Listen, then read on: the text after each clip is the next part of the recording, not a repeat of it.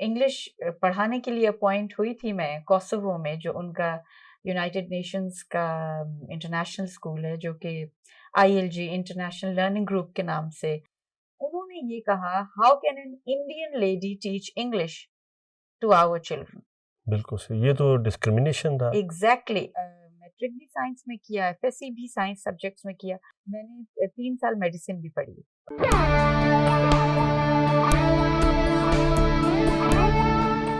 ये radio Pakistan podcast है। अस्सलाम वालेकुम। अकमल शहजाद गुम्मन आपकी खिदमत में हाजिर है। आज हमारे स्टूडियोज़ में तशरीफ़ रखती हैं इस्मा सआदत साहबा।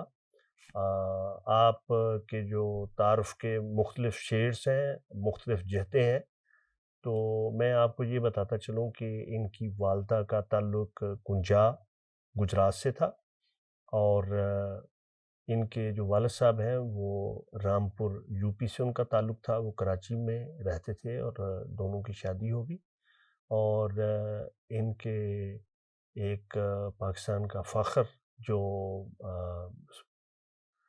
निशान हैदर पाने वाले मेजर शब्बीर शहीद, वो इनके मामू थे। और इस्मा सादत साहबा ख़ुद इंग्लिश लिटरेचर पे बहुत अबूर रखती हैं। इन्होंने बतौर सब्जेक्ट भी पढ़ा और इन्होंने फ़ौरन इसमें तालीम भी हासिल की। तो आज हमारे स्टूडियोज़ में तशरीफ़ लाई हैं, तो तारुफ़ तो मैंने आपसे करवा दिया इनका, तो अब ये इनसे पूछते हैं कि ये आजकल क्या कर रही हैं? अस्सलाम वालेकुम। वालेकुम। आजकल मैं अपना एक वेलफेयर स्कूल रन कर रही हूँ। अच्छा। बहुत सारे काम करने के बाद मैं अब इस स्टेज पे आई ज़िंदगी में। बहुत कुछ देखने के बाद 1991 से मैं पढ़ा रही हूँ और ये मैं कई दफ़ा बोस्ट करती हूँ, शो ऑफ करती हूँ कि मैंने 2.5 साल से लेकर 26 साल तक के स्टूडेंट्स को पढ़ाया। और मैंने पढ़ाने का सफ़र कराची से शुरू किया और कराची, लाहौर, क्वेटा, इस्लामाबाद, कोसोवो, इन सारी जगहों में पढ़ा चुकी हूँ। और जो सब्जेक्ट्स मैं पढ़ाती रही, मॉन्टेसरी के सब्जेक्ट्स जो होते हैं, जो मॉन्टेसरी ट्रेनिंग होती है, वो मैं उन बच्चों के साथ काम कर चुकी हूँ। इसके अलावा जो normal language, English language courses होते हैं, वो पढ़ाए मैंने और इंग्लिश लिटरेचर पढ़ाया, सोशियो लिंग्विस्टिक्स पढ़ाया, बिज़नेस कम्युनिकेशन पढ़ाया। ये सब कुछ पढ़ा चुकी हूँ। इंग्लिश पढ़ाने के लिए अपॉइंट हुई थी मैं कोसोवो में, जो उनका यूनाइटेड नेशंस का इंटरनेशनल स्कूल है, जो कि आईएलजी इंटरनेशनल लर्निंग ग्रुप के नाम से अब भी जाना जाता है, मौजूद है वहाँ। अपॉइंट मैं इंग्लिश पढ़ाने के लिए हुई थी, मगर कुछ ऐसा किया गया कि मुझे उन्होंने इंग्लिश नहीं दी। अच्छा, अच्छा। और उसकी ये मैं बात यहाँ से शुरू कर रही हूँ और उसकी वजह ये हुई कि जब अनाउंस किया गया, तो जैसे ही टीचर अपॉइंट होता है वहाँ उस स्कूल में, तो वो इमीडिएटली विदिन 20 मिनट्स अपनी वेबसाइट पर अनाउंस करते हैं, बिल्कुल ठीक। जो कि उन्होंने अनाउंस किया और फिर साथ वो फोटोग्राफ भी कर देते हैं उसकी, टीचर की। तो विदिन 20 मिनट्स मैं अनाउंस हुई एंड विदिन 48 आवर्स इस पर क्योंकि वो सारे बच्चे वर्ल्ड नेशनैलिटीज़ के मौजूद थे, उनमें रशियंस थे, यूक्रेनियंस थे, सेंट्रल एशिया से थे, पाकिस्तानीज़ थे और यूरोपियंस थे, ब्रिटिश थे, अमेरिकन्स थे, you name it. I mean, all the nationalities who were working in United Nations organization or setup और प्रोजेक्ट इन कोसोवो, उन सब के बच्चे थे, वो फैमिलीज के साथ, जैसे हमारे भी थे। तो उस पर एक ऑब्जेक्शन हुआ या प्रोटेस्ट हुआ, क्या आपके ख्याल में क्या ऑब्जेक्शन हुआ होगा? मुझे तो ऐसे लगता है कि उन्होंने कोई आपको कहा कि नहीं हमें आप ये पढ़ाएँ, आप वो ज़्यादा बेहतर पढ़ाएँगे।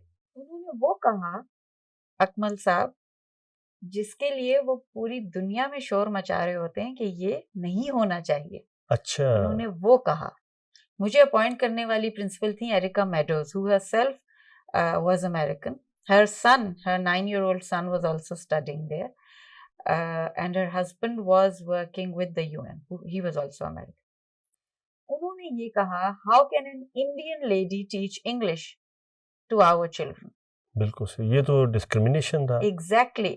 बिल्कुल सही, वो डिस्क्रिमिनेशन जिसके बारे में वो सारी दुनिया में झंडे गाड़ रहे होते हैं। बिल्कुल सही।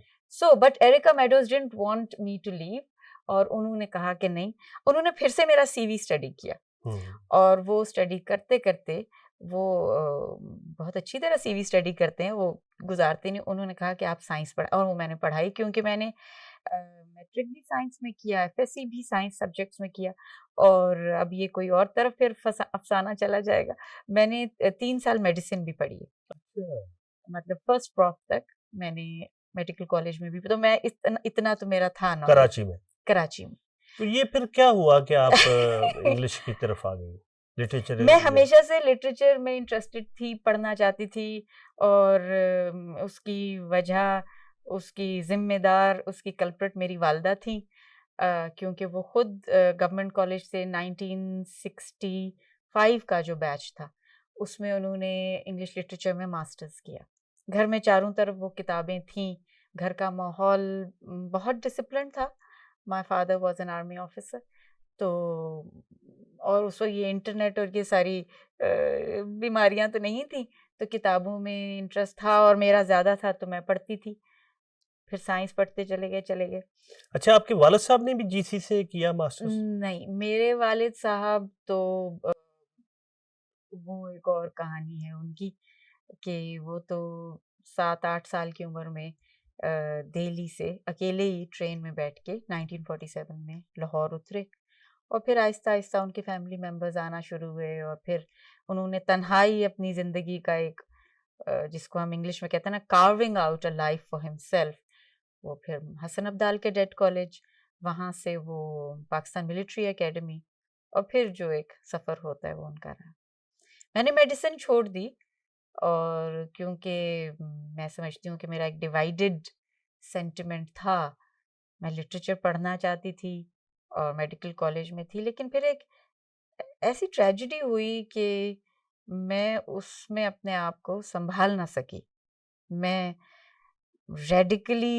रैशनली सोच नहीं सकी कि नहीं, अभी ये संभलने का वक्त है। And I left medical college and I started studying other subjects, which was literature.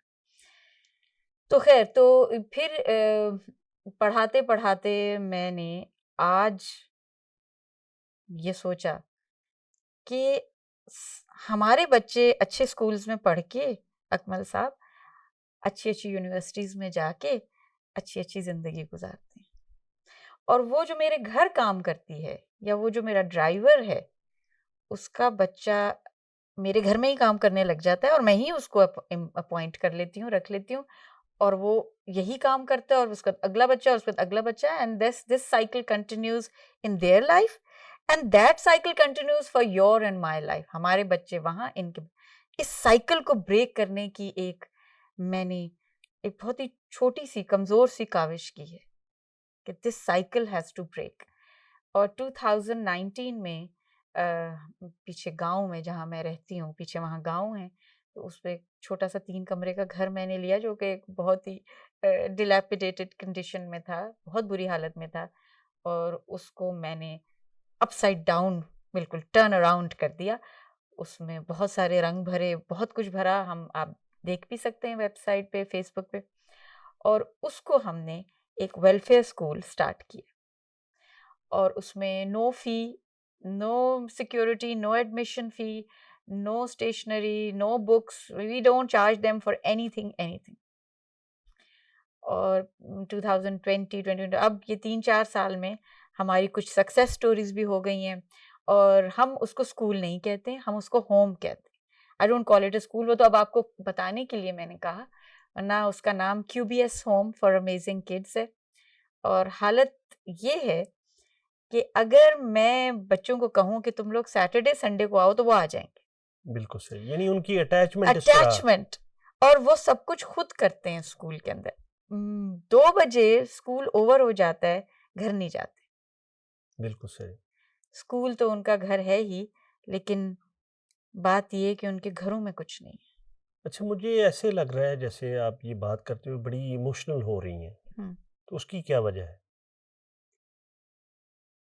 उसकी वजह वो कहानियाँ हैं।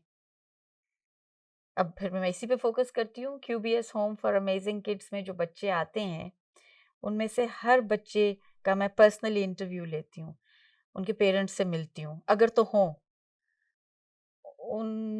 किसी की माँ नहीं है, किसी का बाप नहीं है, किसी की माँ कहीं चली गई है, किसी का बाप कहीं चला गया है, कोई किसी की कोई कहानी है।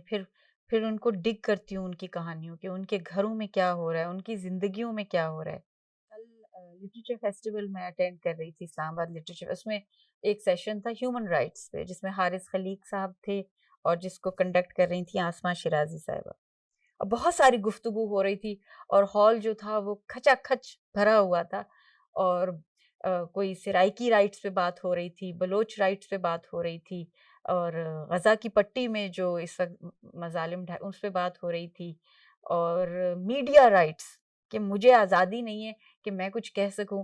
वैसे तो मुझे नहीं पता कि मीडिया को कौन सी आज़ादी नहीं है, क्या क्या हो रहा है हमारे टीवी के ऊपर। आज़ादी नहीं है अलबत्ता, मगर कोई ना उठा कि नेल्सन मंडेला से तो कोई बड़ा नाम नहीं है ह्यूमन राइट्स पर और बिल्कुल ठीक। अपार्थाइड के ऊपर बात करने पे, और जिसने कुर्बानी दी 24-25 साल।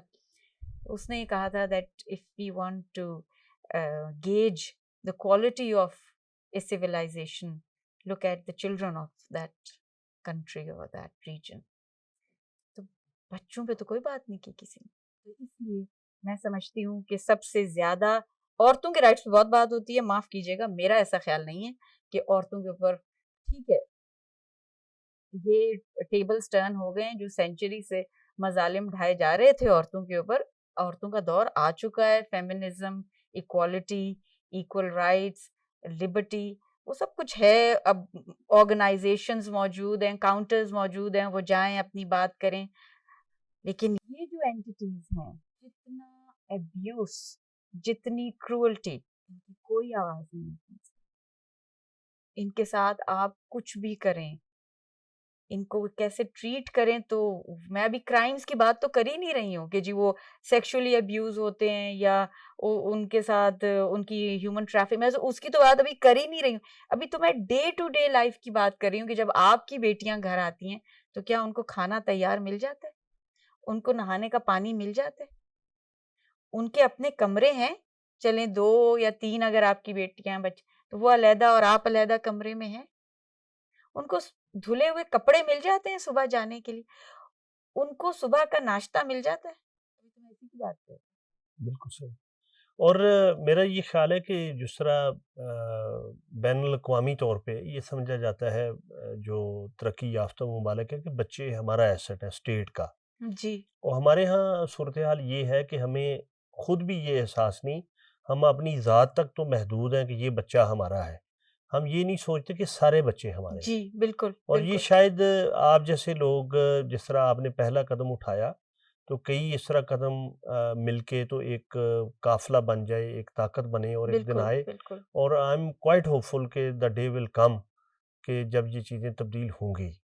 ये ग़ालिबन आप जैसे लोग ही होते हैं कि जो चीज़ों को, वक़्त के दायरे को अपनी राह पे डालते हैं और उनका रुख मोड़ते हैं। तो बिल्कुल। आप उनमें ज़ाहिर है उन बहुत आपको उस वक़्त खुशी और सरमस्ती और एक एन्जॉयमेंट की फ़ीलिंग होती होगी जब वो बच्चे कोई जब वो एक ख़ास एनवायरनमेंट से निकल के एक दूसरे रास्ते पे पाँव रखते हैं, तो उनकी जो एबिलिटीज़ हैं, जो उनकी सलाहियतें हैं, वो निखर के सामने आती हैं। बिल्कुल, और हैं उनमें, हैं ये और वो फ़र्क क्या है?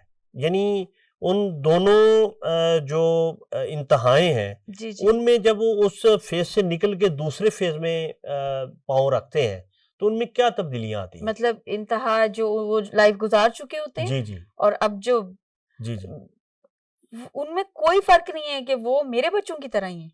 नहीं, मैं ये कह रहा हूँ कि उनमें जो क्या पॉज़िटिव तब्दीलियाँ आती उनमें हैं, उनमें उनके कॉन्फिडेंस के एतबार और से, कॉन्फिडेंस वो उनके बिहेवियर के एतबार एग्जैक्टली से। वो सब कुछ टेक ऑन कर लेते हैं, बिल्कुल वो रब ऑफ कर लेते हैं अपने ऊपर।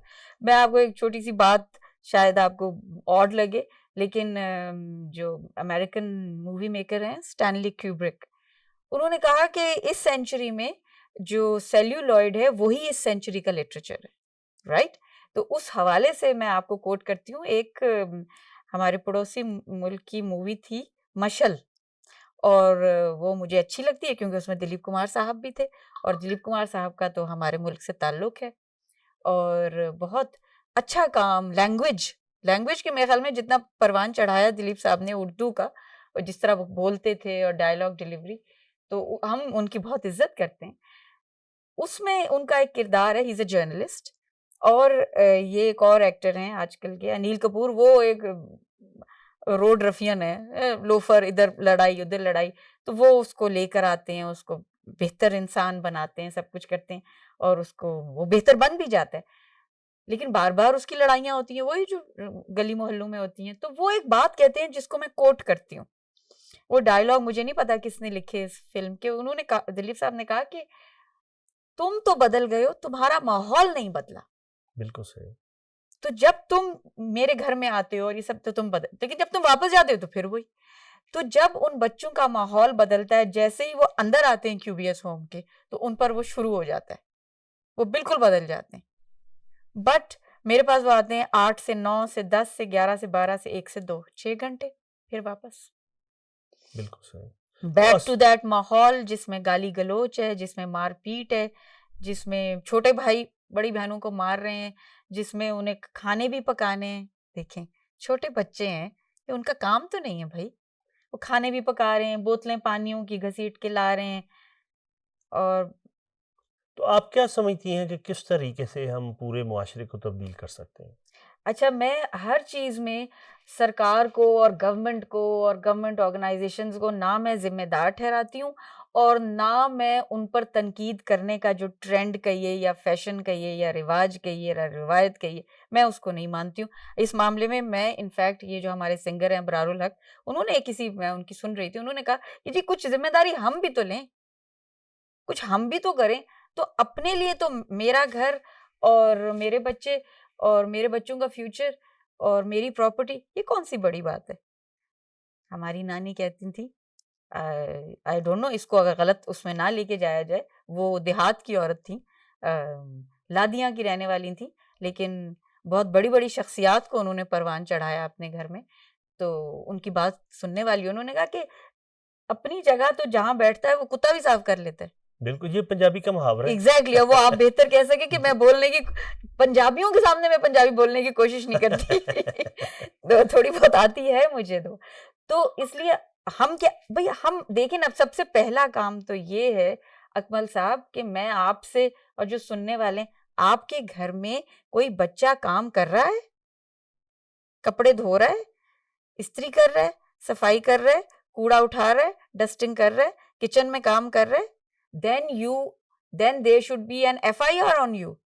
बिल्कुल सही, कैसे कर सकते हैं आप ये? बिल्कुल सही, इंसान हैं आप। बिल्कुल ठीक। ये उसके तो खेलने के दिन थे। वो भी किसी स्कूल में जाए तैयार होके, और उसकी भी एक ज़िंदगी हो, जैसी हमारे बच्चों की है। तो सबसे पहला स्टेप तो हम ये लें कि मेरे घर में ये हो रहा है। हमें कुछ ख़वातीन जो हैं, वो थोड़े बहुत फंड्स देती हैं। नेचुरली हमारा स्कूल चल कैसे रहा है? जब कोई फ़ीस नहीं आ रही है, तो चल कैसे रहा है? तो बहुत सारे, कोई 2000, कोई इंटरनेट दे देता है, कोई एक टीचर की सैलरी, कोई हमारा रेंट दे देता है। All that is happening. मगर वही ख़वातीन उनके अपने घर में बच्चे काम कर रही हैं। तो पहला स्टेप तो आप लोग ये लीजिए। बिल्कुल अब सही। यहाँ मैं सरकार से गुज़ारिश करूँगी कि क्रैक डाउन करें ऐसे घरों पे, रेड्स करें ऐसे घरों पे जहाँ बच्चे काम कर रहे हों, और उनके जो एम्प्लॉइज़ हैं, उनको अरेस्ट करें और बच्चों को लेकर आएँ स्कूल्स में, और उनके लिए छोटे-छोटे घर बना दें, उनको वार्डन्स रख दें, उनकी आप ज़िंदगियाँ जैसे शुरू। वैसे कह रही हैं, फिर तो जेलों में गुंजाइश नहीं बचेगी अगर एग्ज़ैक्टली। लेकिन लेकिन बड़े-बड़े फोरम्स पे बैठ के ह्यूमन राइट्स की बात ना करें। बिल्कुल चलें, सही। बात ना करें ना फिर।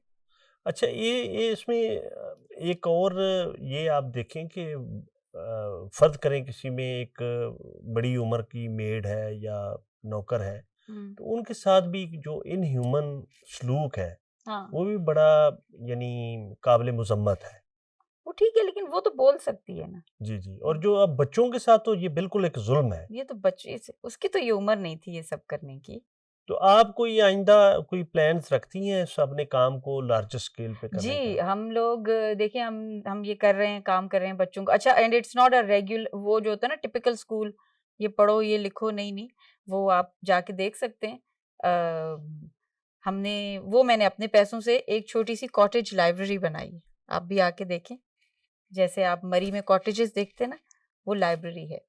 उसमें हमने दुनिया जहान की बच्चों की किताबें रख दी हैं और अ, अक्टूबर से लेकर अप्रैल तक बच्चे उसमें रोज ग्रुप्स में जाते हैं, राइट? हाँ, अप्रैल से लेकर सितंबर नहीं जाते बिकॉज़ वो लकड़ी की बनी हुई है तो वो बहुत गर्म हो जाती है। बस उन महीनों में हम उसकी डस्टिंग ही करते रहते हैं। But it is compulsory.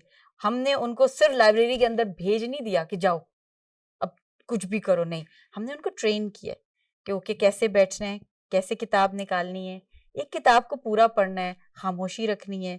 Teachers भी ट्रेन किए हैं कि आपके मोबाइल्स तो अंदर होते हैं स्कूल में क्योंकि वो स्कूल से बाहर बनी हुई है। और अब दे वेट अभी मुझे इनफैक्ट फ़ोन आया है कि जी आज जो 3 बच्चे हैं उनको भेजना है या उनको और नहीं उनको भेजिए बिकॉज़ दे लुक फॉरवर्ड। और इंडोर गेम्स हैं, आउटडोर गेम्स हैं, बच्चे एम्ब्रॉयडरी भी सीखते हैं और क्रोशिया एक चीज़ होती है, जी, जी। वो भी करते हैं। इसके अलावा हमने अब कंप्यूटर रूम भी एक सेट कर लिया है। Montessori material, language material, maths material ये सब कुछ है। टीवी टाइम भी होता है बच्चों का। हमने उनको वो सारा कुछ दिया है जो आपके बच्चे 30,000 में किसी स्कूल में फैसिलिटीज़ लेते तो हैं। आप ये ज़रा बताइएगा कि एक तो ये हो गए कि जो आप इन स्पेशल चिल्ड्रन कह सकते हैं नो, कि दे आर नॉट स्पेशल। नहीं ये बड़े स्पेशल तेज़ हैं। इन अ सेंस मैं उस सेंस में नहीं कह रहा कि उन्हें कोई माज़ूरी या नहीं कुछ उस सेंस में नहीं मैं कि ये कह रहा हूँ कि वो जिनके साथ कोई मसले मसाइल हैं। जी, जी। तो क्या जो नॉर्मल पेरेंट्स के वो भी बच्चे आ रहे हैं यहाँ? Good question. हमने जब स्टार्ट किया 2019 में, तो उसी वक़्त कोविड लॉकडाउन आ गया। अब बिल्कुल। हमने लाइक स्विच ऑन ही किया था अपने स्कूल का कि हम अच्छा जब कोविड लॉकडाउन आया, तो मैं एक हाउसिंग सोसाइटी में रहती हूँ। वहाँ के पेरेंट्स बड़े अपसेट हो गए क्योंकि वो ऑनलाइन वो भी एक जो शुरू हुआ कि जी ऑनलाइन पढ़ें। अब 5 साल का बच्चा क्या ऑनलाइन पढ़ेगा और करेगा। इन एनी केस हमारे पास 3 फैमिलीज़ आ गईं और उन्होंने कहा कि जी हम बच्चों को ऑनलाइन नहीं बिठाना चाहते हैं, हम फीस देंगे आप इनको। तो हमने उनको रख लिया और वो बड़े अच्छे स्कूल से महँगे स्कूलों से आए हुए बच्चे थे। अब वो 3 इधर थे, 3 इधर और 3 कमरों में अलग-अलग काइंड ऑफ वो हमने उनकी कॉम्बोज़ बना दिए, वो अलग-अलग होते थे। और फीस भी आने लग गई, हमारा सिस्टम चलना शुरू हो गया। साल बाद वो क्या कहते हैं लॉकडाउन खत्म हो गया और बच्चों ने जब तक हमारा नाम हो गया कि जी ये बड़ा अच्छा माहौल है, एनवायरनमेंट्स बहुत अच्छे हैं, तो उस हाउसिंग सोसाइटी से हमारे पास 4-6 बच्चे आ गए। लेकिन क्योंकि हमारा ऑब्जेक्टिव इन बच्चों के लिए था, जो out of school under privileged बच्चे थे, तो उनको तो हमने लाना ही था। बिल्कुल सही। ओके, अब आपके ख्याल में क्या हुआ होगा? यानी जो आप मुझसे सवाल करिए इसका मतलब कि कुछ अच्छा नहीं हुआ। एग्ज़ैक्टली। मैंने आके देखा, मैं पेरेंट हूँ, मैंने देखा कि ये बच्चा तो मुख्तलिफ लग रहा है। जबकि सबने यूनिफ़ॉर्म पहना हुआ है, पता तो नहीं चलता बिल लेकिन कुछ चीज़ें पता चल जाती हैं, कुछ देखने से ही वो। आहिस्ता-आहिस्ता वो बच्चे जबकि वो जो बच्चे थे, उनकी आपस में बहुत दोस्ती हो गई थी। बिल्कुल ठीक। They had no class discrimination in them, in their minds or their hearts. They would play with them, they would eat with them, they would go for picnics. हमारे फार्म ट्रिप्स भी होते हैं, बच्चे जाते हैं, सब उनकी तो बड़ी ओके। अब बच्चे उन्होंने और पेरेंट्स ने कहा ओ वो हमारे बच्चों की लैंग्वेज खराब हो जाएगी। हुँ। सो आई कॉल्ड अब इन ये वाले जो थे ना, ये जो ज़रा एलिटिस्ट पेरेंट्स थे, इनको मैंने एक मीटिंग में बुलाया। मैंने कहा मैं आप लोगों को ये बताना चाहती हूँ कि बच्चों के अंदर क्लास कॉन्शियसनेस नहीं है, आप डाल रहे हैं। आपके बच्चे हैं, आप तो जो भी करें। दूसरी बात ये, मैं आपको बताना चाहती हूँ बगैर नाम लिए कि किन 2 बच्चों ने ऐसा किया है कि जो 2 फाउल वर्ड्स हमारे स्कूल में बोले गए हैं, वो आपके बच्चों ने बोले। बिल्कुल ठीक। उन्होंने नहीं बोला। They don't. तो बट इन एनी केस वो हुआ यही कि हमने तो ओपन किए हुए हैं डोर्स, लेकिन वो बच्चे फिर आहिस्ता-आहिस्ता विथड्रॉ हो गए बिकॉज़ उन्होंने कहा नहीं, इनके साथ नहीं कर सकते। बिल्कुल सही। इस तरह हुआ। मेरा ये ख़्याल है कि इस जो जिस साइकोलॉजी की आप बात कर रही हैं, जिस अप्रोच की आप बात कर रही हैं, जिस सोच की आप बात कर रही हैं, मेरा ये ख़्याल है कि ओवरऑल इस वक्त ये हमारे मुल्क की अक्सरियत को इसने लपेट में लिया हुआ है। जी, जी, बहुत ज़्यादा ले लिया अब। वो इस सेंस में जी कि फलाने बाहर के मुल्क बहुत अच्छे हैं। जी, मैं ये नहीं कहता कि आप बेहतर मुस्तकबिल के लिए ना जाएँ। जब से इंसान पैदा हुआ है वो अपने बेहतर खोज में है, ठीक है, मुस्तकबिल के लिए मूव करता है, करता है, हिजरत ठीक है। करता है। हुँ, लेकिन इसका मतलब ये नहीं है, मेरा ज़ाती ये ख़्याल है कि जो इंसान की फ़ितरत है, वो एक झोंपड़ी में पैदा हुआ हो, वो सहरा में पैदा हुआ हो, वो किसी पथरीले इलाके में पैदा हुआ हो, वो किसी बंजर इलाके का रहने बासी हो, वो उसकी फ़ितरत की तरफ से वदीयत किया गया है कि वो उस इलाके की मोहब्बत उसके अंदर से नहीं निकलती। राइट। और हुँ, दूसरा जो कायनात में जो दुनिया में बड़े लोग हैं, जिस तरह के आप अपने असल की तरफ आई हैं। असल से मतलब ये नहीं है कि आपने वो सारी एक ज़िंदगी में पीक देख ली। जी, जी, बिल्कुल। ख़ानदान का बड़ा नाम, बड़े लोग, बड़ी तालीम, तो फिर आप मुड़ के आईं जी, अपने लोगों की तरफ जी, कि भई वो भी मैं ही हूँ। जी, तो अगर ये सारे हम एक जैसे हों तो ये क्लास डिफरेंस भी ख़त्म हो और जो तरक्की और प्रोग्रेस का एक मेयार है उसपे सारे लोगों को जो है वो बराबर के मौके मिले। बिल्कुल, तो बिल्कुल, अगर ये सोच मेरा ख़्याल है कि पूरे हमारे पाकिस्तानियों के यहाँ परवान चढ़े, तो शायद हमें कोई कॉम्प्लेक्सेस भी ना आए। अगर हमारे कॉम्प्लेक्सेस ना हों, तो शायद हमारी परफ़ॉर्मेंस भी बेहतर हो। क्या ख़्याल है बिल्कुल, आपका? बिल्कुल। ये कॉम्प्लेक्सेस हैं और स्कूल का नाम नहीं लेना चाहती। कराची में मैं एक स्कूल में पढ़ाती रही और ये मेरा मानना था क्योंकि मैं ऑब्ज़र्व करती रहती थी। जैसे मैं ये कहती थी कि जिस दिन ये बच्चे ग्रेजुएट करेंगे, यहाँ से इनका कंप्लीट होगा, तो वो इस स्कूल के एग्ज़िट गेट से या तो जॉन एफ कैनेडी एयरपोर्ट उतरेंगे या वो हीथ्रो एयरपोर्ट उतरेंगे या वो चार्ल्स डी गॉल एयरपोर्ट उतरेंगे। मतलब वो इधर से उड़ के वहाँ जाएँगे। तो बीच में की जो ज़िंदगी थी उससे वो मुबर्रा हैं, उससे वो पाक हैं, राइट? और फिर वो वापस आएँगे अपनी क्लास को एग्ज़िबिट करने। So where is your attachment? और मेरा यही क्लास कॉन्शसनेस क्रिएट करी हो रही है। मेरा ये ख़्याल है कि शायद सोसाइटी के जो इर्तिकाई मराहल हैं, इसमें बहुत वक़्त लगता है कि ये फ़ोटोकॉपी मशीन नहीं कि आप एक साइड से डालें और दूसरी तरफ से बदल के निकल जाए। तो मेरा ये ख़्याल है कि जिस तरह यहाँ कॉलोनलाइज़्ड हुँ, सोसाइटी या एक वेस्टर्नाइज़ चीज़ें हुई, तो मेरा ख़्याल है कि शायद आहिस्ता-आहिस्ता हम अपने असल की तरफ ही चलें।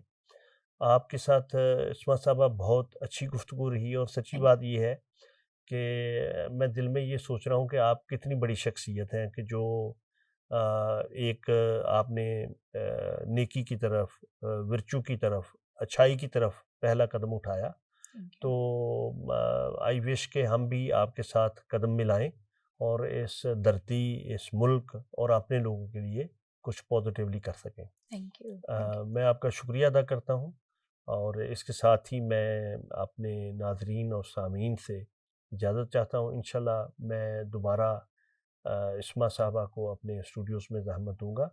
इसके साथ ही अकमल शहज़ाद गुम्मन को इजाज़त दीजिए। अल्लाह हाफ़िज़।